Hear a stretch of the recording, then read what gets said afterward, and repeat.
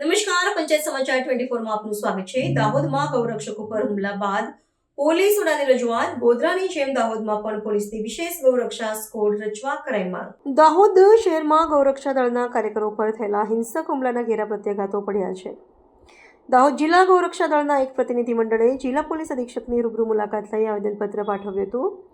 કતલખાને લઈ જવાતા પશુ ભરેલા વાહનને અટકાવતી વખતે અસામાજિક તત્વો દ્વારા કરવામાં આવેલા હુમલાના વિરોધમાં ગૌરક્ષકોએ કડક શબ્દોમાં નિંદા કરી હતી અને આરોપીઓ વિરુદ્ધ સખત કાનૂની કાર્યવાહી કરવાની માંગણી દોહરાવી હતી। આ બનાવની પ્રાપ્ત વિગતો મુજબ દાહોદ શહેરમાં વહેલી સવારે 3 વાગ્યાના સુમારે પશુ ભરેલી એક પિકઅપ વાન કતલખાને જઈ રહી હોવાની બાતમી ગૌરક્ષકોને મળી હતી। જ્યારે ગૌરક્ષકોએ આ શંકાસ્પદ વાહનને રોકવાનો પ્રયાસ કર્યો હતો ત્યારે તેમાં સવાર ઈસમો અને અન્ય અસામાજિક તત્વોએ તેમના પર ઘાતક હુમલો કર્યો હતો। આ હુમલામાં 2 ગૌરક્ષકોને ઈજાઓ પહોંચતા તેઓને તાત્કાલિક સારવાર અર્થે હોસ્પિટલમાં ખસેડવામાં આવ્યા છે। ઈજાગ્રસ્તોની ફરિયાદના આધારે પોલીસે ગુનો નોંધી વધુ તપાસ હાથ ધરી છે।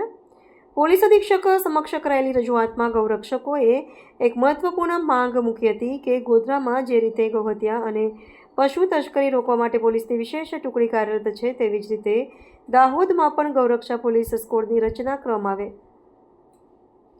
ગૌરક્ષકોનું કહેવું છે કે આ પગલાંથી ભવિષ્યમાં આવેલા જીવલેણ હુમલાઓ રોકી શકાશે અને ગૌવંશની રક્ષા વધુ અસરકારક રીતે થઈ શકશે।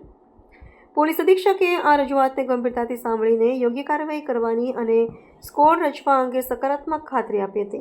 આજરોજ પશુ ભરેલી પિકઅપ ગાડી જેને કતલખાને જતી હતી તેને અટકાવવા ગયેલા તેમાં અસામાજિક તત્વોએ હુમલો કર્યો હતો।